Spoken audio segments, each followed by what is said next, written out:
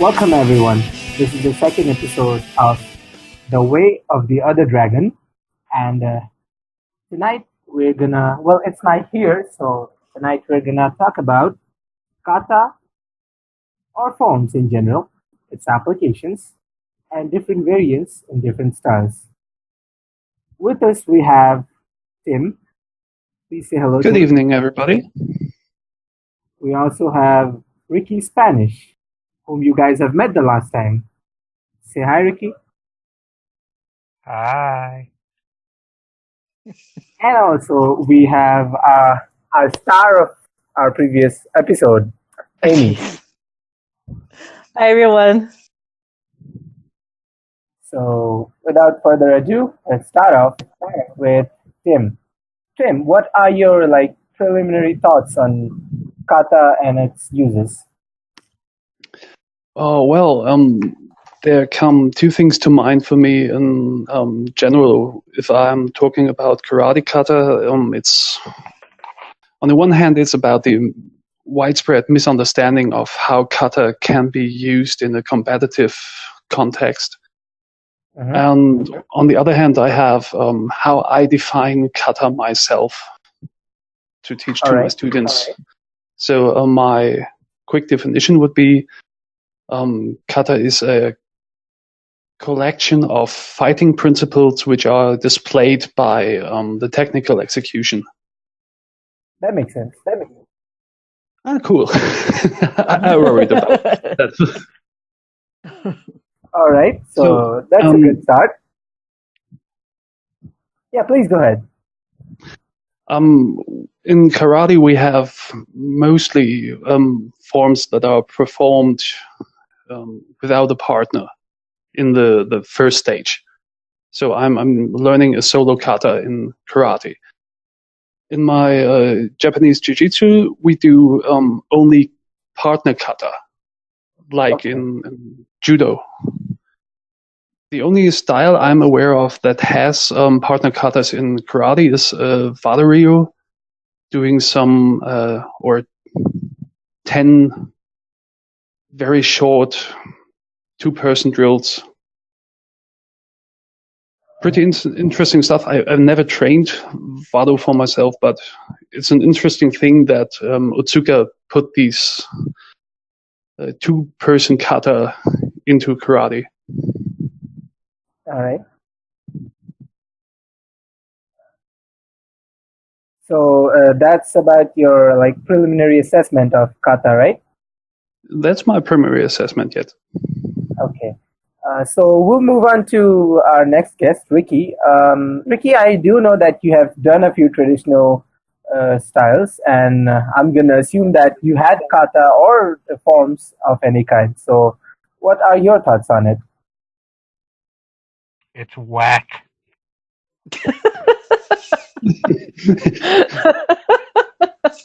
Go further into this, please. That's a very, very interesting approach to it,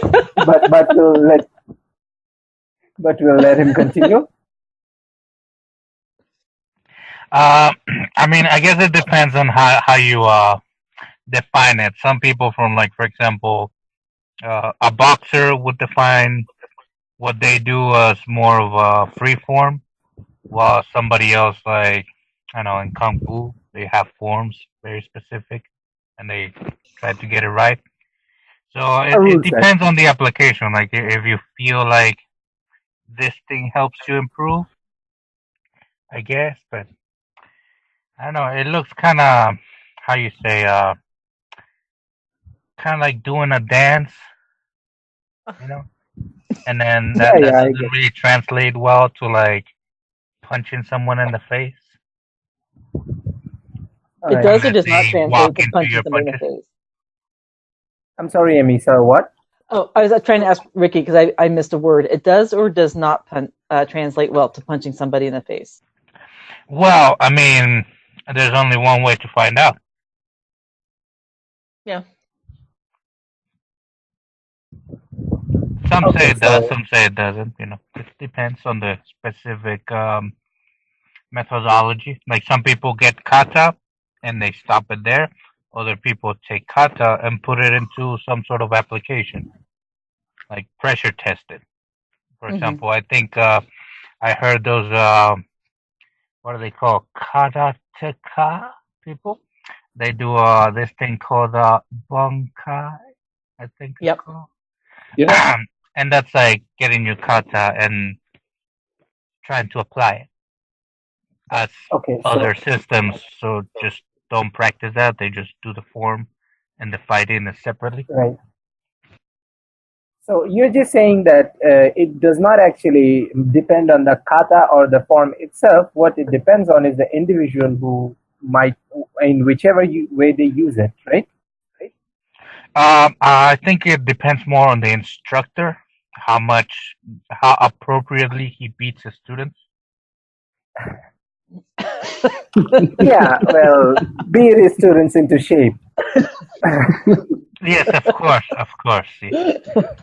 See, that's exactly what he meant. He does not mean anything else. So yes, all of that surely does go, I mean, make sense to me at least. And Amy, I mean, I remember Ricky here saying something similar to bunkai or something. I mean, could you elaborate? Um, yeah, can I give you just my overview of kata real Yeah, quick? yeah, sure, sure. So I practice several different styles, most of which have kata. And I'm mostly going to be talking about my Okinawan Kempo style because we're really kata heavy. And the thing that intrigued me about it, my what I'm doing is, and how I got into it is more complicated than necessary. But I met my sensei doing Kobudo weapons kata, weapons training, before before he started teaching me Okinawan Kempo. And what intrigued me and why I really wanted to learn Okinawan Kempo from him and why he invited me to be a student in that form as well is his feeling about kata is, especially weapons kata, is it is directly translatable to fighting, and we do a lot of bunkai. And with the weapons, there's nothing better than training with a partner and with your teacher. But when they're not available to Hmm. you, the kata itself is your teacher, your weapon is your partner. And each weapon has a different feedback that it gives you and teaches you about your own body mechanics. And Right, when you don't have a partner with you, that's your partner. You can teach yourself between classes, and then you can apply that to a human body the next time you train with someone. Um, right, that does apply to empty hand as well. I'm not as good at feeling, well, I'm getting better at feeling my own corrections when I do empty hand. But for me, it's hmm, really the weapons that I love, the weapons kata that I love, and I really love the feedback that it gives me. Plus, weapons are cool. I can't deny that. I love weapons kata just because it's cool. I Mm. so agree. like coolness is a factor too for you, right? This is what I'm saying that I missed. coolness is a factor for you too. It is. My sensei says it's not enough for him. For his whole thing is that if the weapon doesn't improve your empty hand fighting, it has no place in the modern world. Right, And so coolness is not enough for him. It's a big factor for me. Weapons are cool, right, but I have fully embraced what he has taught me about um, the weapons teaching you biomechanics that you can apply to a human body the next time you're with one. right. I think that's absolutely So brilliant, and that really intrigues me, and I really love it. yeah, so Anything you'd like to add to that? Someone? Rick, maybe? Oh, yeah, I had a question. So all these Japanese systems, they seem to be very comfortable with this forms. What are they called? Katas? Is that Hmm. why it's called karate? No, Not really. no. Karate Okay. just means empty hand, right? Yes, that's what I know. Yeah, doesn't have anything to do with kata. Yeah.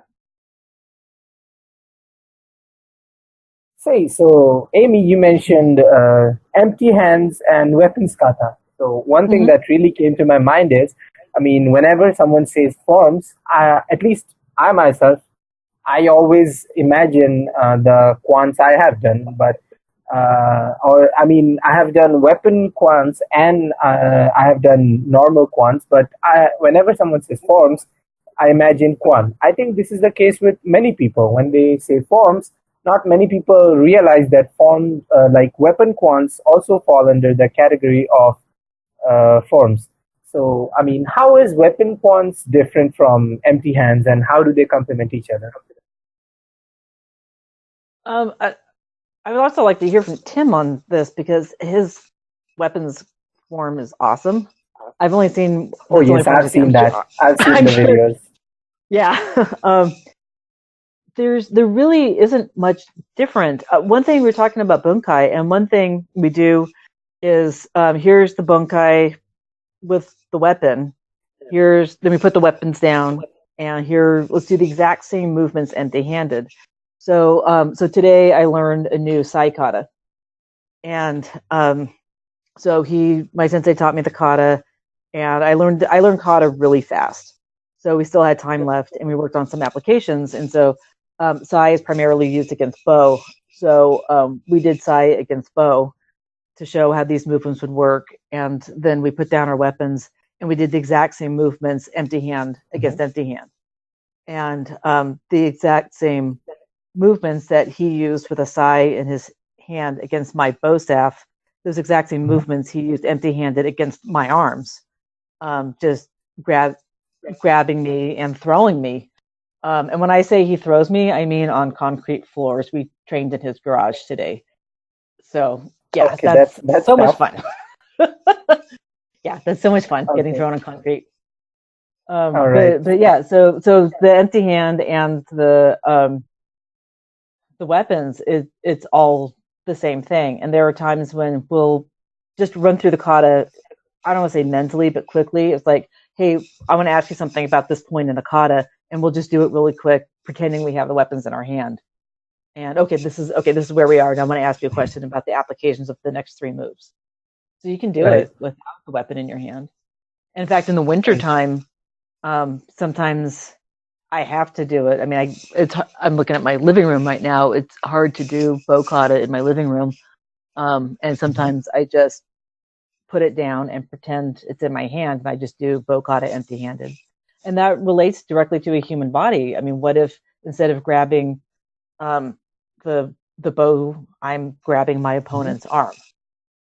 It's directly translatable. Exactly. So it just Tim? depends on the situation. Tim, Amy just said that I mean, she would like you to get in on this because it's weapons kata. I myself have seen numerous videos of you doing weapons kata, and I gotta admit, they were pretty darn cool. So, anything you'd like to say about weapons kata? First, I gotta say thank you both for missing the word here. Doesn't matter. So for me, karate and kobudo kata are almost following the same principles. If you want to analyze them, to break them down into applications, and they also feel the same way. You often hear that karate kata look like robotic movements. Mhm. It's because of the transition between position 1 and 2 is missing. So it's like a series of pictures taken of a person doing the kata.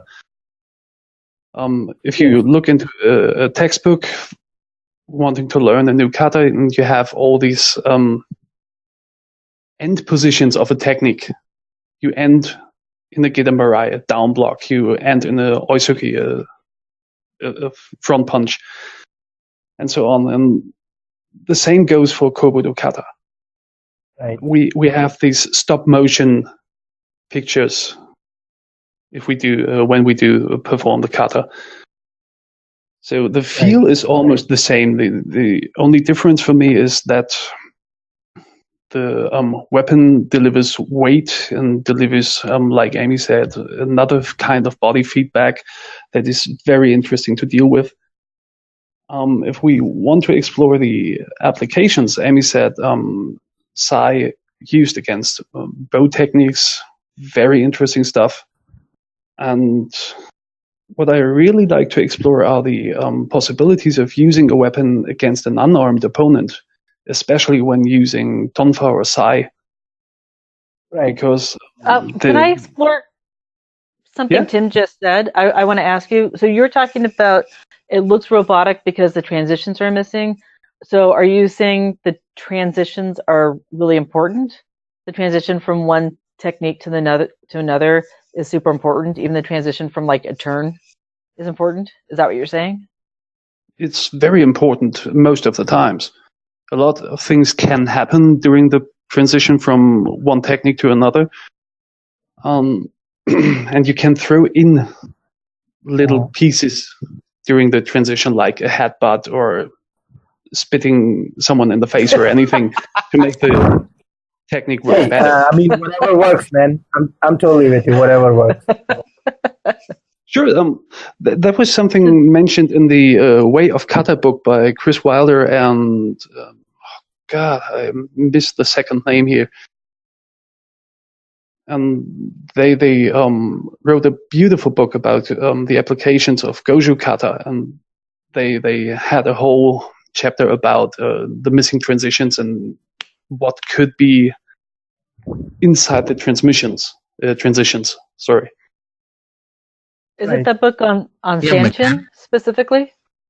No, it's generally on how to read Goju Kata. Okay. I think Ricky was saying something, but we missed that. Sorry. English isn't my first language, so I got a little confused. Did you say he was a mechanic? Something about transmissions? You misspoke. You meant transition. Yeah. Oh, sorry. Yeah, okay. So, Amy, I interrupted you midway. Please continue. What was that? Amy? Yes. Yeah, please continue.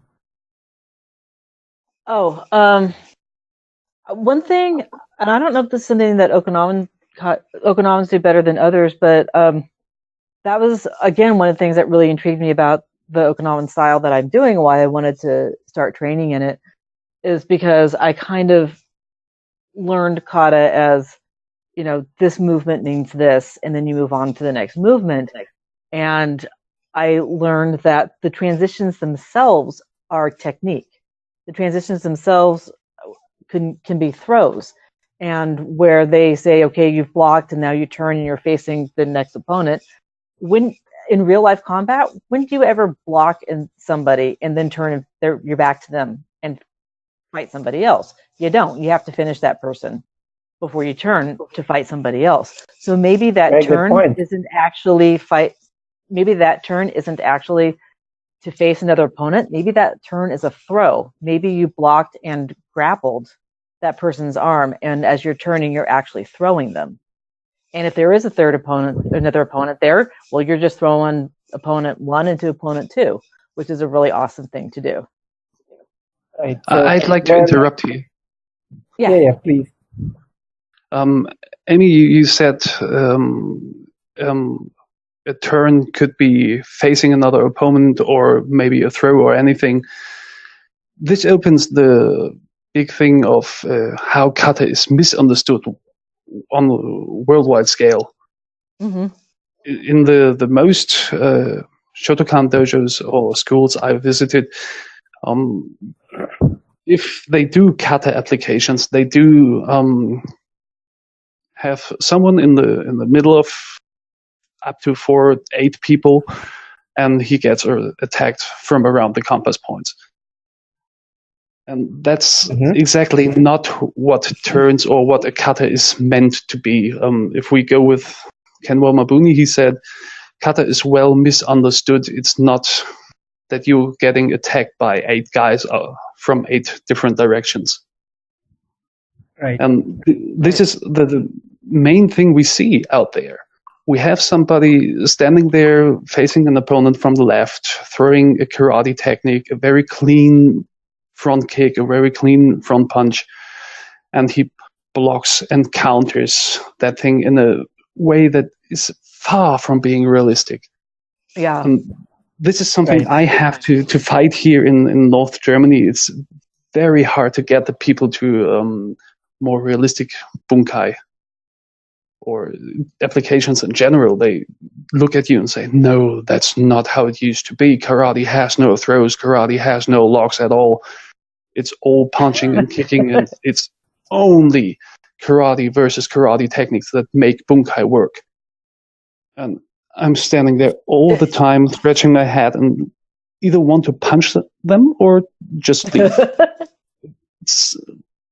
Yeah, if it only works against certain techniques, then it doesn't work. And one of the things in our system is finding high percentile technique, something that's going to work for you 90-something% of the time. And if you look at a certain technique as only a block, it can only work as a block against a certain punch.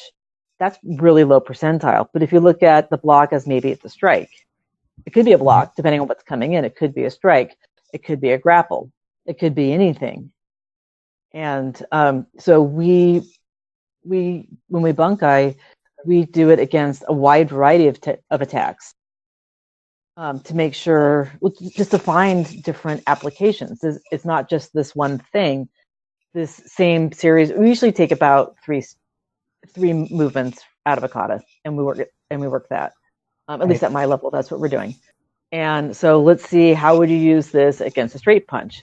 Okay, that was cool. How would you use this against a hook punch? Okay, that was cool. How would you use this against a single hand grab? That was cool. How would you use it against whatever? And so it's the same exact series of movements picked from the kata used against a huge variety of attacks. And when I first started seeing that and learning that was really mind-blowing.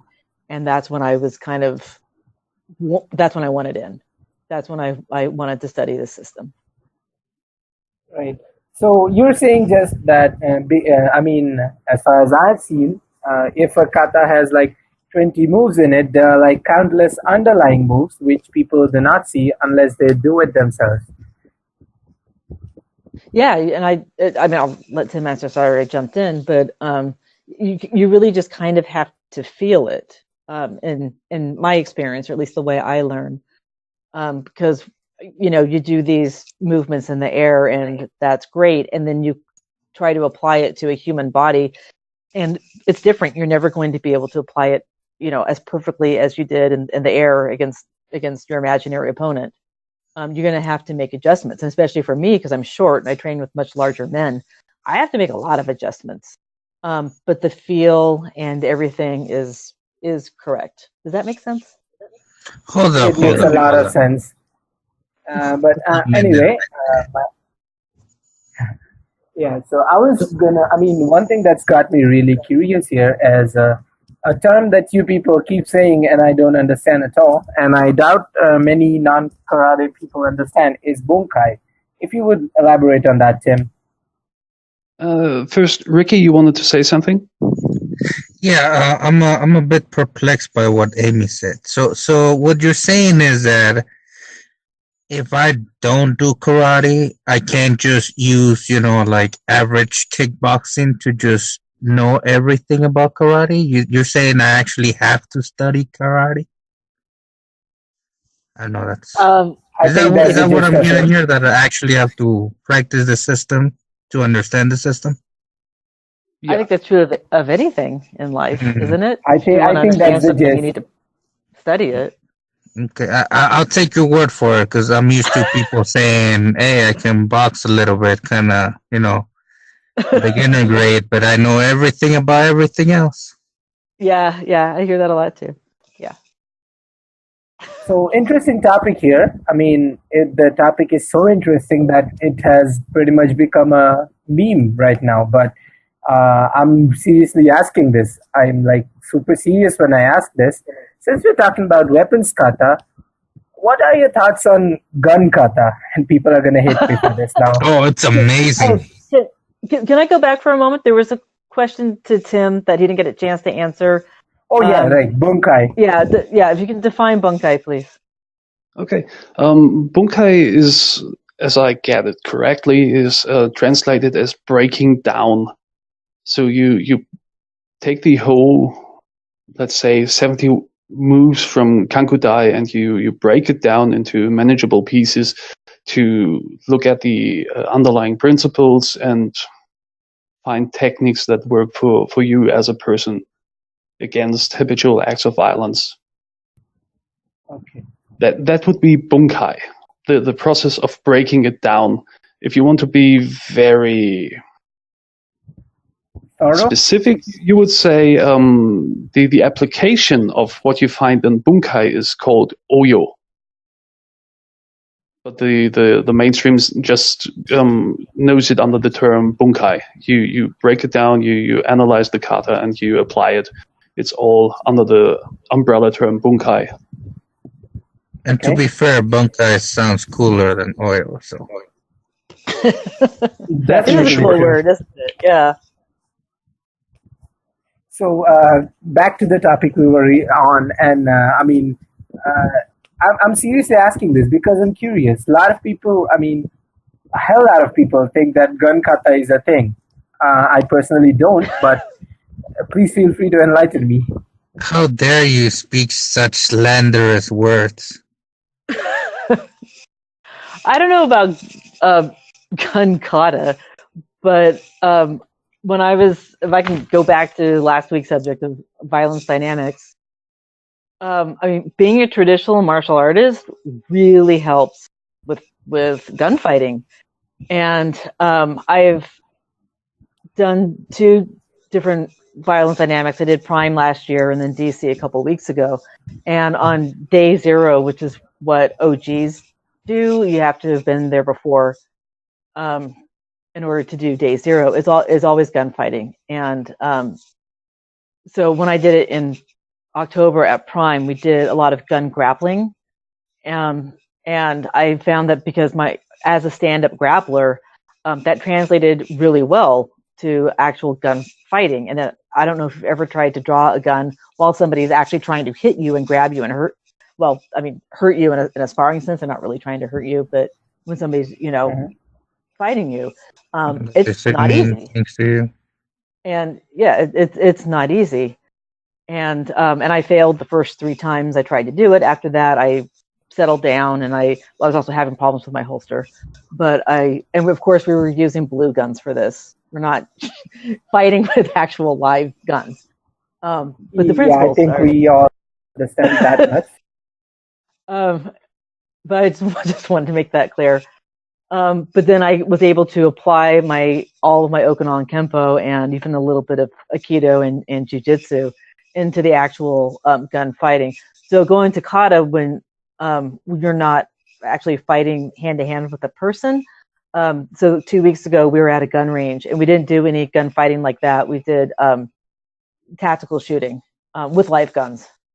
And so our best shooter teaches Tai Chi, and his body mechanics are unbelievably great. His code name is Structurally Sound, and that his ability to do Tai Chi, and he also does a lot of traditional Chinese weapons, directly made him an awesome fighter, a gun shooter from the beginning. It was amazing. And for me, I had a little trouble in the beginning until my instructor, Casey, said, Amy, you're a traditional martial artist. You stand up, grapple with this gun. You're hitting this person with that bullet. So that got me into the correct stance. And my groupings were so much better after that. And we drew from holster, and it was not gun kata, but I mean, we had to first practice the motions dry before we got out to the range. And you could say that, I mean, it's drilling. You could make an argument that that's almost like a gun, not a kata, but a drill that we were doing. Right. The principles are kind of the same. And going back to the weapons feedback, when I saw my bullet not hit the target where I wanted it to, I changed my body structure. I could feel where I was weak with the recoil, and I fixed that, and then the next bullet went pretty much where I wanted it to. And I show you guys some of my targets?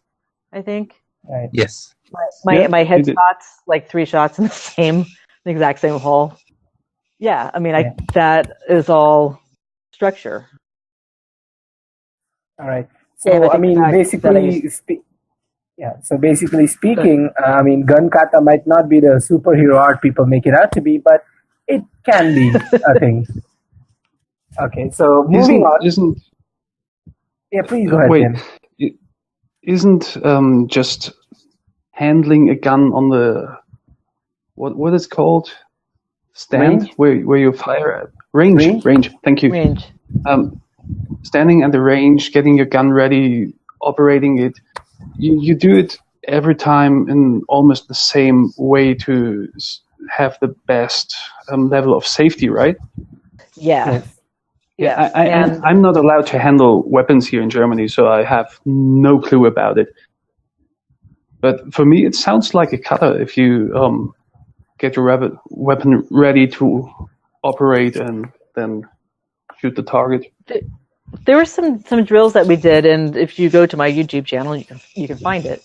I only shot one drill, and that was because we were drawing from holster, and that's really dangerous to draw from holster because you can shoot yourself as well as anybody else if you're not pointing downrange.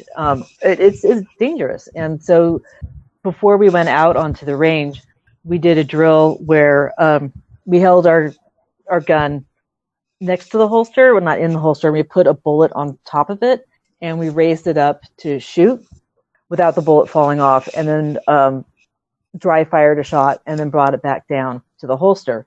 And to do that, to practice being level.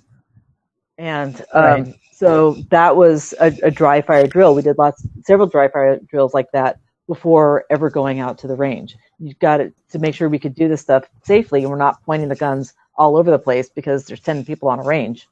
You don't want to shoot the person next to you.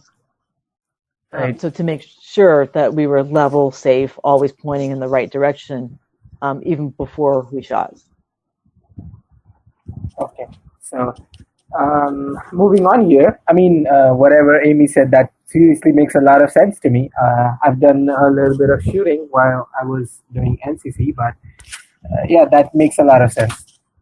So moving on here, we've talked about individual main arts forms, like kata from different styles of karate or different traditional martial arts. But some also think that cross training between two martial arts that teaches you somehow to complement your forms. So your thoughts on that, Amy?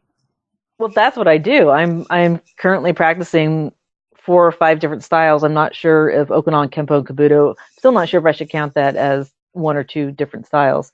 But I do, and on top of the Okinawan system, I do Tai Chi and Aikido, and I'm also Jiu-Jitsu, which doesn't have kata, so it doesn't apply. But those other 3 styles absolutely do. And there can be a little bit of style confusion. I've been doing this for a long time, and my teachers all know each other, so that keeps that down to a minimum. But I'm kind of at a point, my goal, even when I started doing this, was when I practice one style, I practice them all. I really plan this well so that all my systems, the body mechanics, complement each other really well. And I did Tai Chi years ago. The body mechanics were a little bit different, and that caused some style confusion with my new teacher and also with my Okinawan system. I don't know if you want me to, it's kind of a funny story. I hope it doesn't make my sensei look bad. But I train at my sensei's houses. We don't have a dojo. We train in our homes. And so we were doing a certain kind of stepping that's similar to a Tai Chi step that I learned years ago, and I was weight shifting incorrectly. And my sensei was like, stop doing Tai Chi. And I was really trying to follow what he was saying, but I still kept doing the weight shifting, the Tai Chi that I learned 15 years ago. And he finally just got furious, and he yells at me, stop doing Tai Chi. And he turns to my other sensei and says, she's your problem now. I'm going to go play with my daughter. And he storms out of the room and to go play with his daughter. And so I was like, oh, God. So I worked really, really hard, and I kind of sort of got it right. And then when I got back to my Tai Chi class, I'm watching my Sifu, and he was actually doing the step exactly as my senseis wanted me to do it, not the way my previous Tai Chi teacher wanted me to do it. So the more, and there's reasons for this. They have shared lineage. This is way more complicated than it needs to be. But my Tai Chi teacher has trained with my Okinawan Kempo senseis. They share the same sensei who's the head of our system. And my Tai Chi teacher actually has 6th Dan in my same Okinawan system. So I found that the more I copy him, the happier my Okinawan senseis are with me. Plus, at Viodai a couple weeks ago, there was that guy, that Tai Chi teacher, and I was asking him about how does he weight shift this step. He actually does it exactly the same as my teachers do it. So this was like a different lineage that I did 15 years ago, where I learned that weight shifting that nobody wants me to do today. So what you're saying is what really got you into this fix was doing your Tai Chi training super seriously for 15 years. No, I haven't really done Tai Chi super seriously. I did it 15 years ago when I was doing hardstyle Kajikembo, because I'm a small woman and I was training with the biggest men in the dojo, and we were beating the crap out of each other, and I was obviously getting the worst of it. So my Kajikembo teacher pulled me aside and said, hey, I'm glad you're really having fun training hard with the big guys, and you guys are killing each other. You're getting the worst of it. You need to do Tai Chi to heal yourself. Otherwise, you're going to be crippled in 10 years, or at least really horribly arthritic in 10 years. So come do Tai Chi with me. So I did Tai Chi with him at the same time I was doing hardstyle Kajikembo. And I had like this amazing light bulb moment, which I can tell you about if you want. But that started me to understand soft styles. I got to tell the story. So in hardstyle Kajikembo, there was a defense against the lapel grab, that as the hands come in to grab you, you do a double wrist strike upward against the hands that were just about to grab you, basically hitting them away so they can't grab you. And then you step in and do a double palm heel strike to the floating ribs, which is cool and awesome, except that me doing it against men who are twice my size and have a lot of padding around their ribs was a joke. It was never going to happen. I was never going to affect them. And then I started doing Tai Chi, and because I was doing Tai Chi with the same Sifu that I was doing Kajikembo with, he nitpicked the heck out of me. Really, really bad. Every single movement had to be perfect at slow speed. And I was, okay, this is my Sifu, I have to do what he says. It was driving me crazy, and I trusted him. But the light bulb moment was when I was doing that move against this big, huge, barrel-chested Frenchman, and he comes in to grab me, and I did the double wrist strike up, stepped in, and did the double palm heel strike to the floating ribs. I nearly broke his ribs. And Okay, he weighed. What was that? I'm just saying that's effective. Yeah, that was totally effective, and it took both of us by surprise, because he outweighs me out by at least 100 pounds, and most of his weight was around his middle. How could little me get through all of that fat and muscle to his ribs to almost crack them? And then I realized that was the exact same move that that's in one of my Tai Chi forms that I had been nitpicked on for the last 6 months. It was the body unity that allowed me to finally not only affect this guy, but I almost cracked his ribs. And if you saw the size difference between us, that's an amazing statement. And that was my light bulb moment. Oh, that's how soft style affects hard style. That's how Kata forms affects real life application. Getting nitpicked on this body unity for the last 6 months allowed me to actually do this effectively against a man twice my size. Right. That was quite a tangent. Okay, I get it. Okay, you're saying something? Oh, I just said that was quite a tangent. Did I answer the question? Yeah, totally. I Do you totally know? understand you. But I'm starting to think that Ricky over here is falling asleep. Are you with us, Ricky?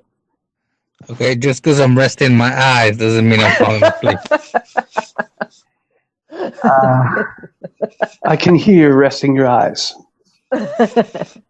That's just I'm meditating. I meditate with my nose. I do instead of saying I do like big noises, like. Oh, snoring. Oh, I totally heard about this new kind of meditation that's going around, and it's really, really effective, if you ask me.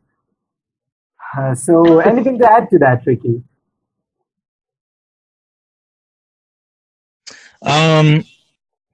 Not really, not quite yet. I mean, it's what can I say? What she said was very concise, very specific, very like also all encompassing at the same time. So there's not enough material for me to like say something and for it to be different enough to, throw it in there. So, like, she covered a lot of ground. Yeah. Okay. So, I did, but I don't even remember what the original question was when I got off on that tangent. Oh, we're talking about gun kata and how it's amazing, and then. Yep, totally meditating, totally into it. Hey, so Tim, we have seen, we have been talking about in generals a lot for now. Let's move on to specifics, like, for example, what the videos I've seen you doing, side katas. So, thoughts on it, expressions, ideas, whatever you want to say on it. Not just On weapons the kata in general, but like a specific weapon. You do not have to pick size, but whatever you wish. what do I have to say about the weapon? I actually have a question for Tim, if I may. Yeah, Please sure. go ahead. So we were talking about reading kata, and I gave a bit about my views on it. This, for people who are listening, this is a few days ago on a chat. But I want to hear how do you read kata? What is your how do you read kata like a book? And one of the things I'm learning in my system is how to read kata like a book. That kata is how we transmit information across time and language barriers. And one thing that my senseis are teaching me that really intrigued me, why I wanted to start practicing this system and studying this system, is they said that they could teach me how to read kata like a book. And my whole history of the martial arts is I've trained on and off for the last 25 years, unfortunately more off than on. So after all this time, I'm still an intermediate level student, which is really frustrating to me. And they were telling me that they can teach me how to read kata like a book. So if I ever have to take another long break from training again, I can teach myself. I can read this kata. I can look at it as if the master who created the kata himself is teaching me directly, and that's what they're teaching me how to do. So then, Tim, you were saying in the chat that you read kata like a book, but it sounds like your approach is very different than mine. So I want to hear how do you read kata? Okay, my first thing is I have to have a good foundation in the solo form. So I need a teacher who teaches me one version of the given kata I want to read. From there on, I will do some historical learning. So I dig up books and try to compare YouTube videos and the images in the books to the form I have learned to see similarities or differences in the kata itself. So to have a wider idea of what movements have been in there. If I'm familiar with the solo form, I start with a 3-step approach. First step is analyzing the stances. So for me, stance is basically shifting your body weight into one direction or two directions, like from a normal stance into a Zenkutsu Dashi or front stance. You shift your body weight forward and downward, so in a diagonal way towards your opponent. So the stance gives me an idea of where I have to deliver my body weight or to retract it. So knowing what the stance means is very vital to go on, because it's the fundament. Like you're building a house, and your stance is the ground you're building on. So I first take the stance to see where I have to deliver my body weight, and then I look which direction wants me the kata to go. Does the kata want me to go forward, or do it turn like 90 degrees in one direction and then go into the stance? So like Mabuni said, the angle does not, or if you turn in a 90-degree angle, it doesn't represent that an enemy is coming from your side. It represents you moving off your enemy's center line. Right. So turning 90 degrees off tells me, okay, your body weight needs to be here, and in comparison to your opponent, you have to move off his center line in this degree the kata wants me to do it to make the technique working. And the last part would be hands or upper body. What are my hands doing? So in karate, we have the thing that both hands are always active. There is no dead hand in any kata I've seen. So if I'm going by example, the first movement of the Heian Shodan, also known as Pinan Nidan, you do a 90-degree turn with a down block. Mm-hmm.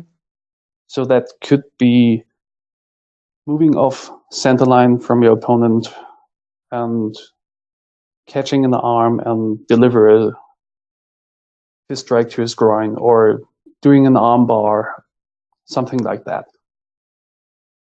You have to take my 3 steps: stances, directions, and arms, as I call it. And then you have to put in the habitual acts of violence. I read about the habitual acts of violence in the Bubishi translation from Patrick McCarthy. He lists the most common things in violence. So shoving, grabbing a lapel, grabbing a wrist, punching, kicking, and so on. So I need to test my response to any stimulus, to a punch, a grab, a shove, anything like that. So if that works, my bunkai would be sound. So since we're so deep into this topic, let's just back up a bit and start off like somewhere where people will understand. So I'm just gonna say, including myself, that not many people understand that kata is not just a repetitive movement that you do over and over. It can also, just like Amy said and Tim here explained, be read as a book.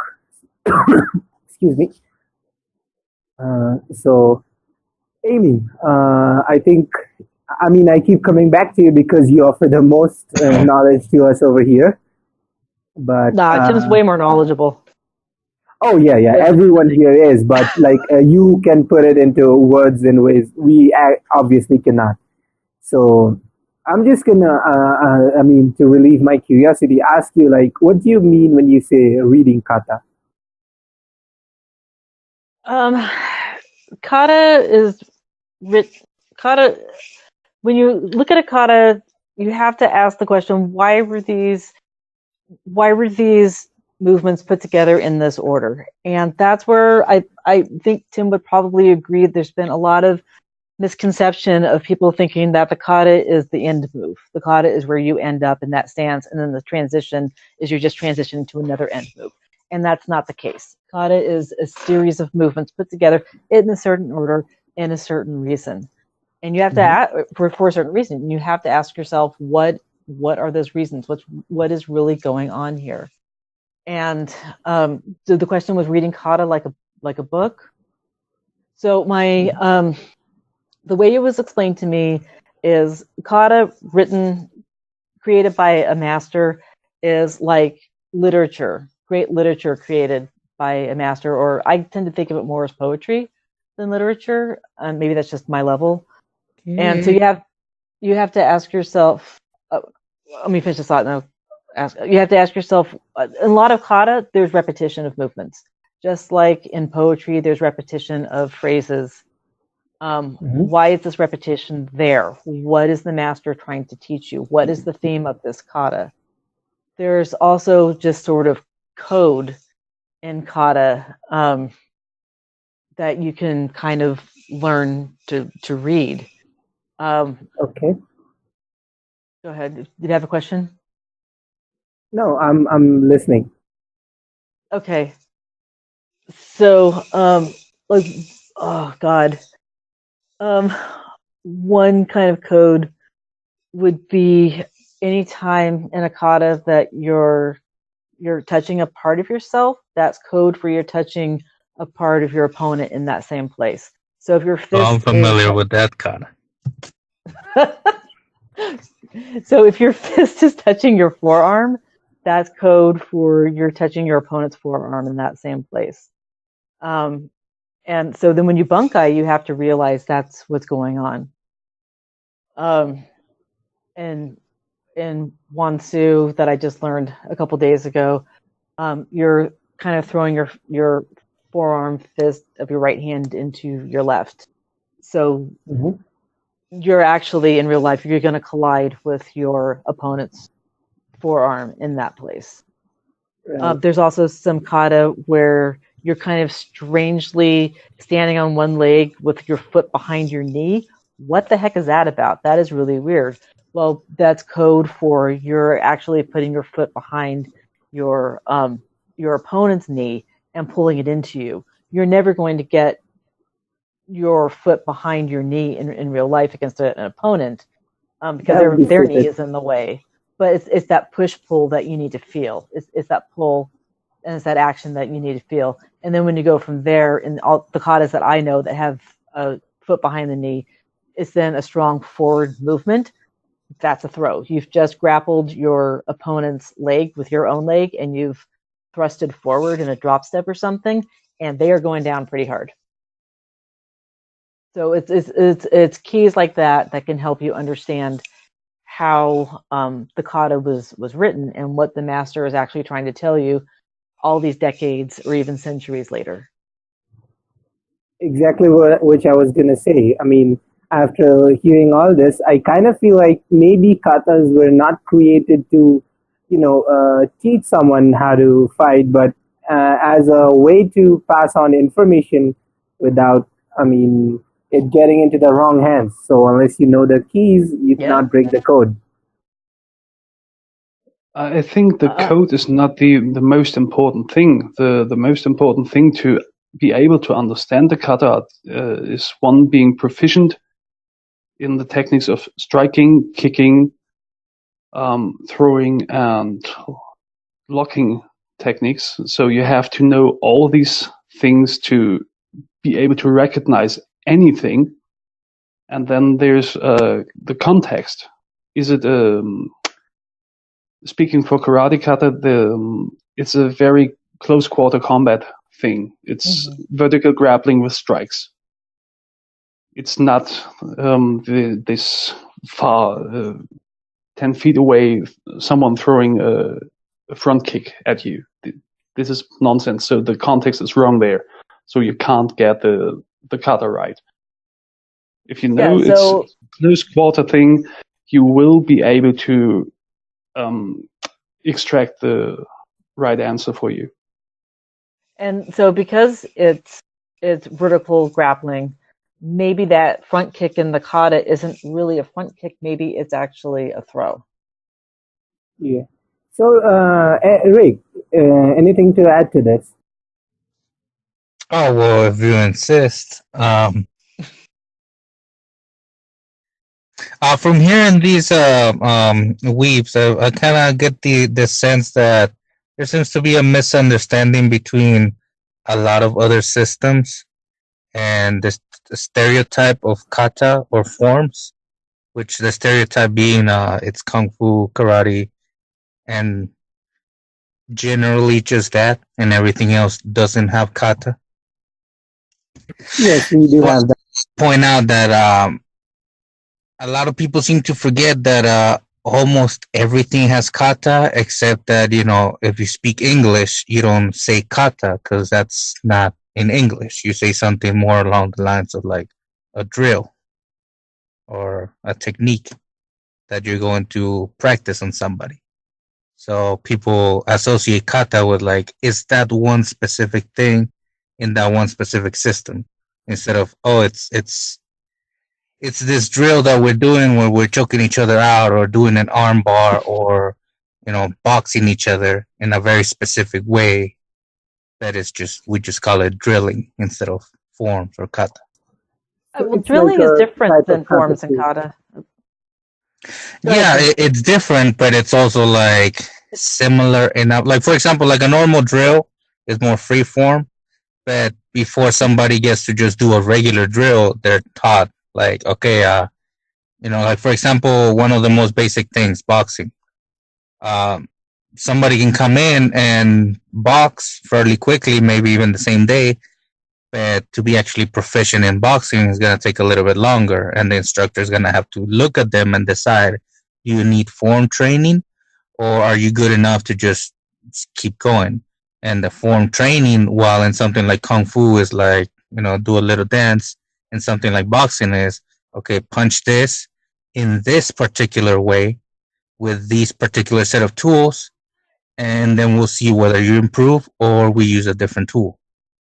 Well, if I can give it, I think an example from Aikido that I think will, I in my mind clarifies this.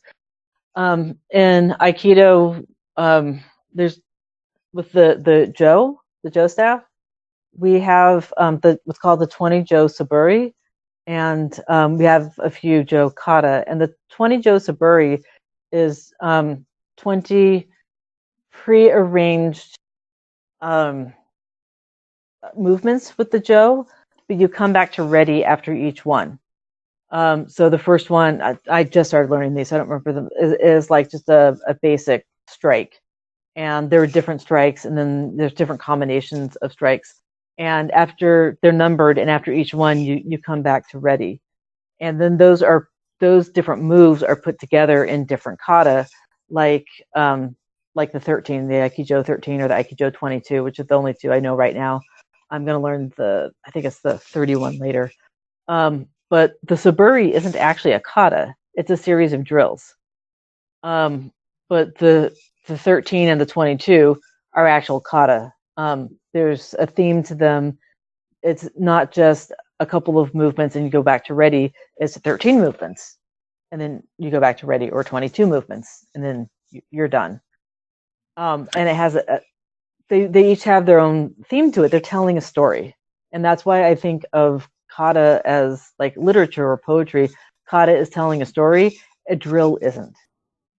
So maybe a drill is a stanza or something that you're going to study for a long time because the stanza is particularly beautiful and helpful, and you need to do this, but it's not the full poem. It's not the full book So of I literature. think I can use this an analogy to, I mean, explain why people prefer drills over kata. I mean, most people, which you obviously see in the group.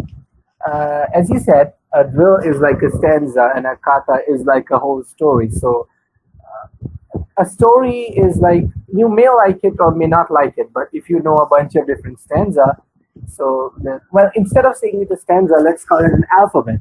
So if you have different alphabets, you can recombine them to make another story which you like. So maybe that's why people prefer drills over kata. And the alphabet would be the code to read it like a book. I think that would be like misunderstanding it, because like for example, a drill on boxing is 1 2 1 2, couple punches, the usual stuff, nothing fancy. But then the thing before the drill is you have to get the form right. You get in stance, you throw a jab, you snap it in a certain way, the punch goes out, you pull it back, you put your guard up. So you're from step one, follow the whole sequence all the way through, put it back up. The difference is since there's no need due to the tradition, there's no need to be very specific about how you're gonna throw the punch. It's not like thought as, oh, this is a sequence of moves. But then you get to the higher level in boxing and you can see the actual practitioners that they're able to read that in between each other. They have to study each other not just because they're good Yeah. at it, but because they need to see, okay, which principles are you using and how are they going to affect my system. They're both boxing, but boxing also has its variations. Yeah. So that's why I think like other things have kata as well. For example, Brazilian Jiu-Jitsu Yeah. claims to not have katas, but it's not like it just comes out of nowhere and says, "Hey, I'm gonna choke you out," and then it just happens. Like you still do the thing in a certain particular way. Eventually, you learn it, and then you do it freeform. But that's drilling, not kata. I mean, I do no-gi jiu-jitsu. It's basically BJJ, except I'm not going for rank, only because those classes don't fit into my schedule. And at this point, I just want to learn. I don't rank a secondary. I just want to learn. And so we start off every class. We do the partner drills, but it's not kata. It's not telling a story. This is how you But do how this is it not telling technique. a story when you're like facing somebody, and then a couple seconds later, that person is unconscious? Like it may not tell That the that would story, be and I'm gonna block, I'm gonna counter, I'm gonna sweep, and then I Yeah, hit you. But that is a hell it's of a slightly story. different. Like for example, maybe you go for a double leg, and then on the ground you try to get full mount, and then maybe go for an armbar.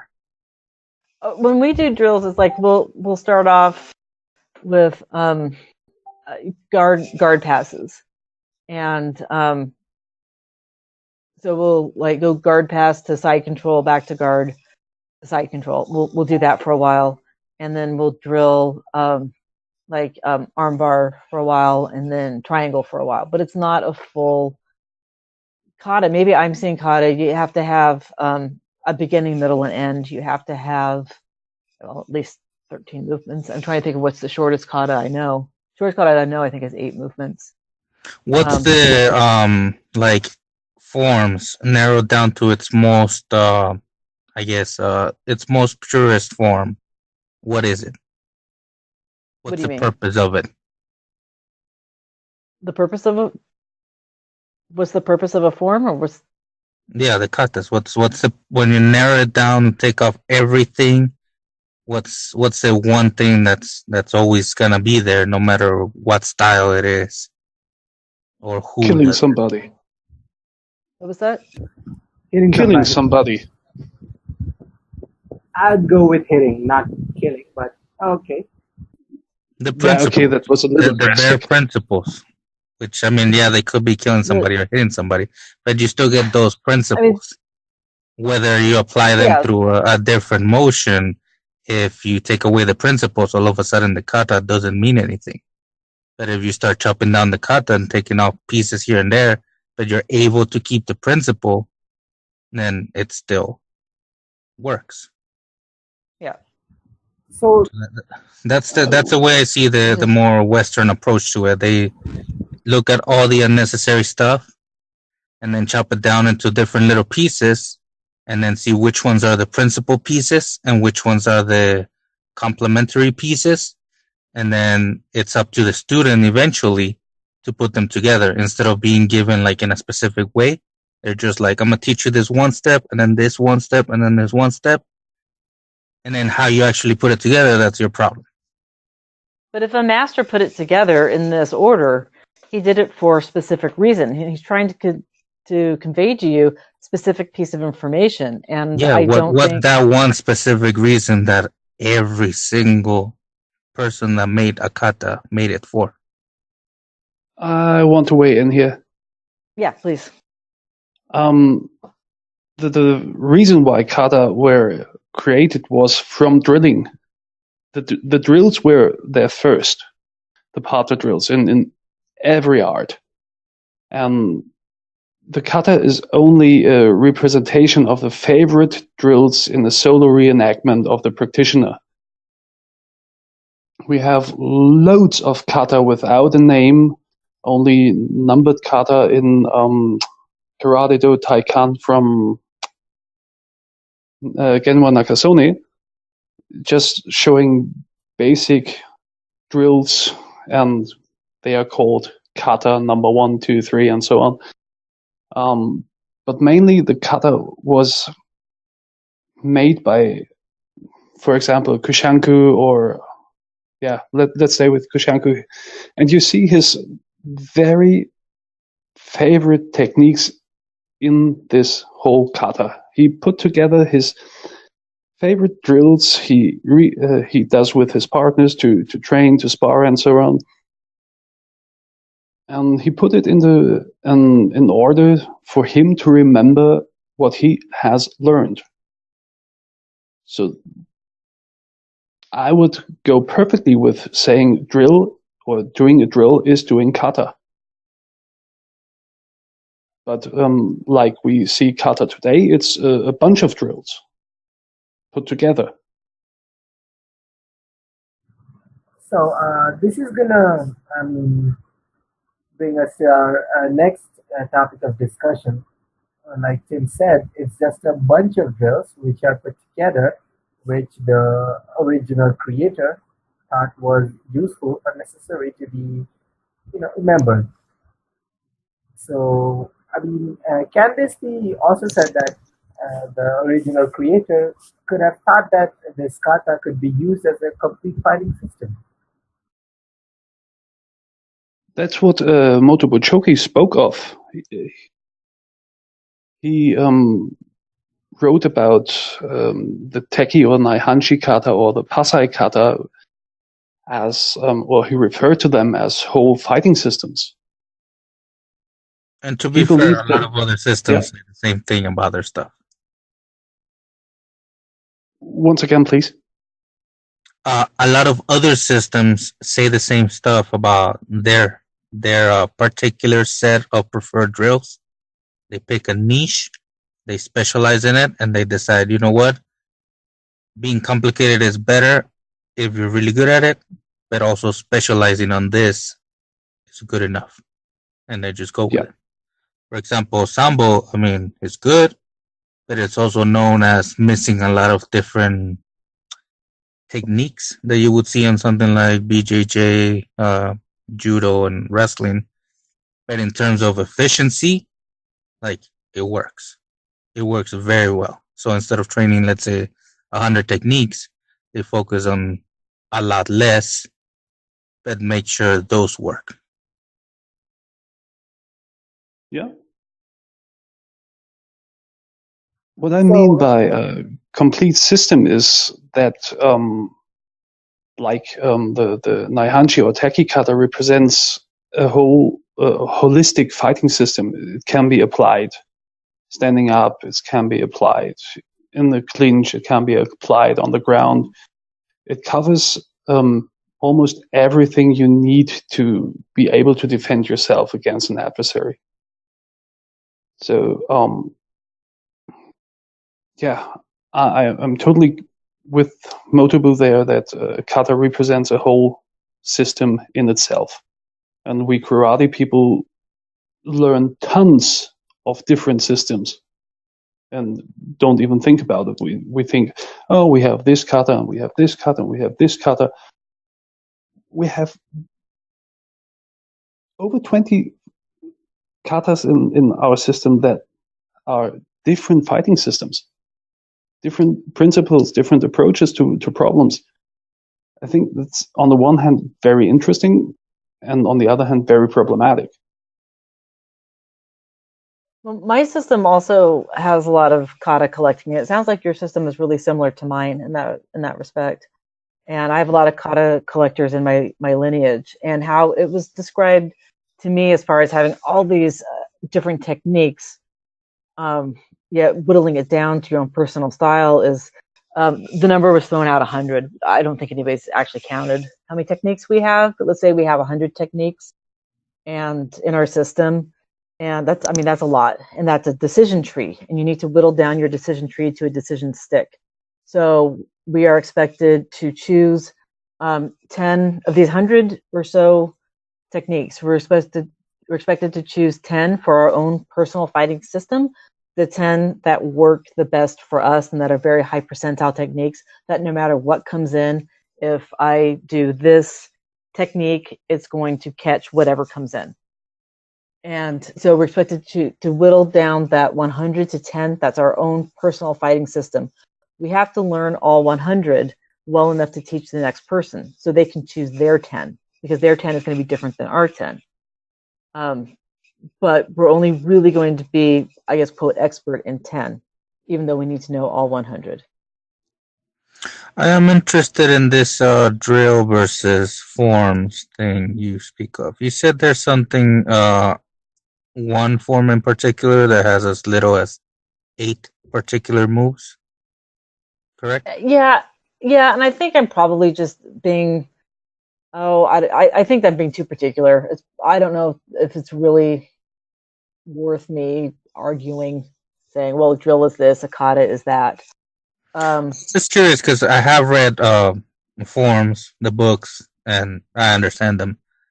And I have noticed also different systems, like for example, boxing. Sometimes gotta review stuff, and some of them write it almost the same way. And then I look at a couple drills, then switch over to the eastern side, and then I'm like, well, it's kind of the same. I mean, in terms of like once you put it on paper and you have to explain it and say, this is the move and this is how you do it properly in order for you to practice it, they're about the same. And sometimes the Western drills that seem simple at first have a lot of other moving parts.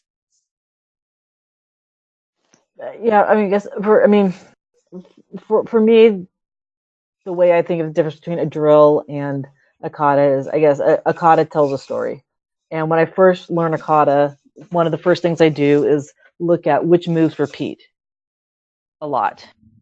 Tell us a story, Amy. What? Do I ask myself, why are these moves repeating a lot? What is the person who created the kata trying to say with these moves? And that's one of the first things that I look at when I learn a new kata. And so if you look at Fushiku no Joichi, do you know that one, Tim? Not familiar. Okay. So it's a Jo kata, and it's really, really weird. And the reason it's weird is because it's a grappling kata. And a lot of the moves, there are a couple of strikes that repeat, but it's mostly these really strange blocks where you're holding the full length of the Jo, one end in one hand and the other end in the other hand. So you have the full wingspan or whatever of the Jo. And why would you ever do that? That is really strange. and it repeats a lot. These few kind of quote blocks like that repeat a lot, and the reason is because they're not really blocks; they're grapples. If somebody grabs your Joe, this is how you get it away from them.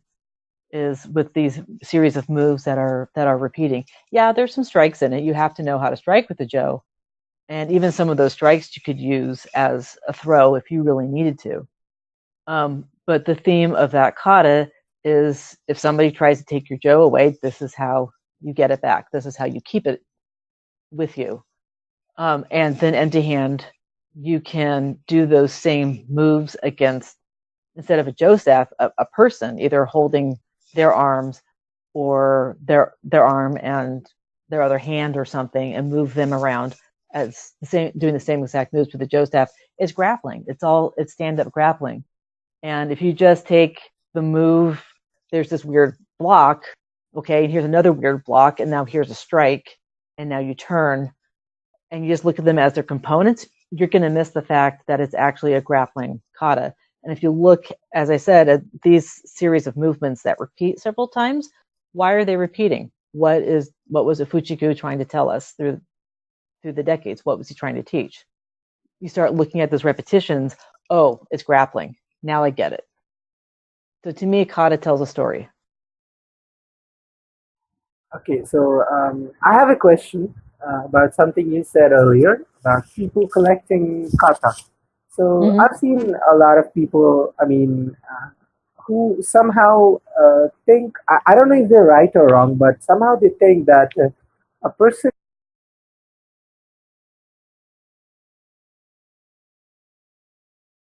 Are you there? Hello? I think I disconnected Hello. for a bit. Okay. Oh, okay. Okay, so what I was saying is I've seen a lot of people who think that I don't know if they're right, but they think that having more number of katas somehow means that they're more skilled. Of course, it is right in some extent because someone who knows one kata is definitely inferior to someone who knows five. But is it always true? Do you want to take that, Tim? Oh, Could you repeat that? I had a little choppy audio. yeah. Please repeat. Okay, can you hear me now? Yeah, we can hear you. Okay. Yeah, we got you. So my question is, I have met. I know since I'm a martial artist, I know a lot of people who do martial arts, a lot of people who do karate, and a lot of them seem to think that having more number of, knowing more number of kata somehow means that they are more skilled. It could be true in junior level, like someone who knows five kata is definitely superior to someone who knows maybe one or two katas. Maybe he's just started, but is it always true? Down the line, is it always true that someone who knows more katas than me is definitely going to be more skilled? Nope, not at all. Oh, burn. No. Personally speaking, I'm. Listen to that, you geezers. What the hell? Oh, no, I wasn't talking about you. I was talking about the people who said this. That is very rude, sir. Eh? Okay, shall I start or? Yeah. Yeah, please go ahead. Okay. Okay. I know, or I can perform the solo form of the 26 kata my father taught me for our Shotokan, but I'm really familiar with only 4 of them. So I'm able to apply 4 of these 26 kata at all. I'm keeping all these 26 in mind to be able to teach them, to pass them on to students and so on. But you need to find a few kata, like Funokoshi said, between 3 and 5 kata to be proficient in, and then you have a good thing for a good skill set for fighting. But you won't be able to know every kata of your system in and out. because that's nearly impossible with all the possibilities one kata offers you to its applications. Now, what if I made my own system and I only had one kata? That's Then you a whole have a different very ballgame. nice system. Mm-hmm. Okay. Because that's how Motobu viewed the whole thing. If you are a techie or Naihanchi guy, you use this system. You are fighting in this system. If you say you make up your own system consisting of boxing and BJJ techniques, for example, and you're having one drill that almost covers everything you teach, then you have your kata and you're good to go. It's the whole system on a stick. Oh, and one last question before we have to take off. Do you guys think that there's any way to achieve the proficiency that you've achieved with the help of kata if it didn't exist? Like if kata wasn't a thing, it just wasn't an alternative. Like, Yeah, sure. I don't I think don't think go ahead, Tim. I don't think that kata is necessary to be able to learn self-defense or fighting skills at all. But kata are a nice way to learn and to have something to puzzle with your own mind, to find ways to read these old forms passed on by old practitioners. So kata is not necessary to learn fighting. You can do it in many other ways, like boxers have shown us. They are very proficient at fighting, and they don't need something we call kata. They don't need that. They are able to fight. debatable, but okay. For myself, with my history of the martial arts, having, I trained for a few years and my life blows up and I have to stop, and then I come back and train for a few more years. My life blows up and I have to stop. If I knew then what I know now about how to read kata like a book and how to use weapons for biofeedback, I would be more advanced than where I am. And I've made a lot of progress in the 2 years that I've been training with my sensei, and I've made a lot of progress. I mean, they don't want to test me till I get to Shodan because I'm moving up too quickly, and they would be testing me every couple of weeks. So they've just said that they're not going to test me until I get to Shodan because it's just not worth it. I'm progressing too quickly.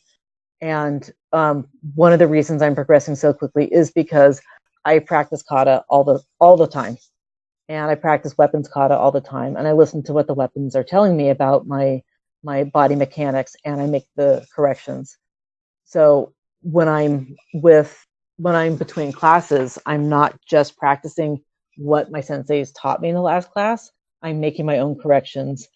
I'm making my own discoveries, and then I come back to class, and then they see what I've done, and we go from there. And that's helping me advance correctly. And this is so deep for me. And again, it's because of my history. If you don't have this history that I have, you might not feel the same way I do. But it was when Eric Sensei, told me, again, he taught me Kobudo first, and then invited me to do the Kempo with him and Joe Sensei. And he said to me, if you ever have to take a break again, you won't lose ground. You'll be able to teach yourself. So I was like, yes, please, thank you for inviting me to be your student. And when I first started to understand how this works, we were at Joe Sensei's house, and I first started not just to understand how to read kata like a book. First, they told me they will teach me, and then I started to understand how it works. So that day that I first started to understand how this works, I seriously drove away from Joe Sensei's house crying. It was that deep. Going, where have these two guys been my whole life? Where has this system been my whole life? Where has this knowledge been my whole life? If I had known this 25 years ago when I first started training, those years that I was off, yeah, I would have been able to keep learning. It was that deep. And then when I got the first few codes, keys to break the code, I was driving away from my sensei's house, again, and the world just looked different as it was going by. Now I have this knowledge. Now I'm learning, really super learning how to do this and how to teach myself. And that's it making me advance it quickly. And even the language that we use when I show up to class, it was like, let me check the progress on your kata, not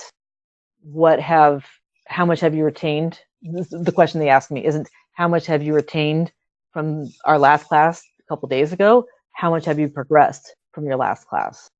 How much have you been able to teach yourself from your last class? So yeah, it's helping me advance through this system and through all my systems very, very quickly now that I'm learning how to teach myself. All right, so that's really, really made us feel at least somewhat of what you have really felt. I think this is the wrap for us today. We have, at least to my knowledge, covered a lot of ground, explored a lot of depth, and I personally enjoyed this a lot, learned a lot, and it was nice talking with you guys, especially about this. I'm gonna be honest with you right now. I didn't actually value kata or quants that much up until today, so that was really good. I think this is where we end, and thank you everyone for listening to us. See you again on the next episode. Thank you all. Thank you, everybody. I had fun.